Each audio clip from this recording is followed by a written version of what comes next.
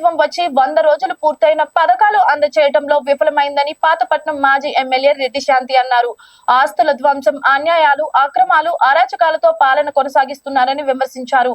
YCP హయాంలో ప్రహారాజపాలెంలో 337 మందికి ఇల్లు మంజూరు చేశామని, వాటిలో 100 ఇల్లు నిర్మాణానికి బిల్లులు కూడా ఇచ్చామన్నారు. స్థానిక ఎమ్మెల్యే అనుచరులు ప్రహారాజపాలెం జగనన్న కాలనీలో అర్జీపై జగన్ పేరును కక్షాపూరితంగా తొలగించారన్నారు. ప్రజా ప్రభుత్వ ఆస్తులు ధ్వంసం చేసిన వారికి ప్రజలే బుద్ధి చెబుతారన్నారు. ఈ కార్యక్రమంలో వైసీపీ నాయకులు దొర సావిత్రమ్మ, సవిరిగాన ప్రదీప్, ఏనుగుతల సూర్యం తదితరులు పాల్గొన్నారు. నూతన మద్యం పాలసీని రద్దు చేయాలని ఈరోజు మహిళా సంఘాల ఐక్యవేదిక ఆధ్వర్యంలో కలెక్టర్కు రిప్రజెంటేషన్ ఇవ్వడం జరిగింది. ఏదైతే ప్రభుత్వము గతంలో ఏదైతే ప్రభుత్వం నిర్వహిస్తుందో ఆ ప్రభుత్వమే ఈ మద్యం షాపులు నిర్వహించాలని చెప్పేసి, అలాగే గుడి బడి నివాస ప్రాంతాల్లో ఈ మద్యం షాపులు పెట్టొద్దని, అలాగే ఏదైతే వారానికి ఒకసారి డ్రై డే పాటించాలని, అలాగే ఎవరైతే మద్యానికి వ్యసనాలకు బారిన పడి ఆ కుటుంబంలో వ్యక్తి చనిపోతే ఆ కుటుంబాన్ని ఆదుకోవాల్సిన బాధ్యత ప్రభుత్వానికి ఉందని కూడా ఈ సందర్భంగా రాష్ట్ర ప్రభుత్వానికి తెలియజేస్తున్నాము. ఇప్పటికైనా రాష్ట్ర ప్రభుత్వము మొండిగా వ్యవహరించకుండా నూతన మద్యం పాలసీని పునరాలోచించి దాన్ని సమీక్షించాలనేది కూడా మేము డిమాండ్ చేస్తాం రాష్ట్ర ప్రభుత్వాన్ని.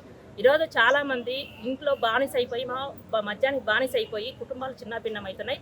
అందుకు కాబట్టి ఈ రాష్ట్రంలో ఉండే మహిళల మాన ప్రాణాలు వాళ్ళ పుస్తలు కాపాడతారా, లేదంటే మద్యాన్ని తాగుడు బోతలకు మొత్తం విచ్చలవిడిగా ఆంబోతుల్లాగా ఊరి మీదకి వదులుతారనేది కూడా రాష్ట్ర ప్రభుత్వం తెలుసుకోవాలా. ఈరోజు మహిళలపైన ఉదాహరణకు నిన్న పుట్లూరు గ్రామంలో ఒక గ్రామంలో 60 సంవత్సరాల వయసులో ఉన్న ముసలాయన 6వ తరగతి చదువుతున్న అమ్మాయి పైన అత్యాచారానికి చేయడం అనేది, అలాగే తాడిపత్రి దగ్గర ఇంకొక అమ్మాయి పైన కూడా వాళ్ళ తల్లిదండ్రులు చనిపోతే సొంతం పెదనాయన కొడుకే అమ్మాయి పైన అత్యాచారం చేయడం జరిగింది. ఈరోజు సఖీ సెంటర్లో మేము చూసి రావడం జరిగింది.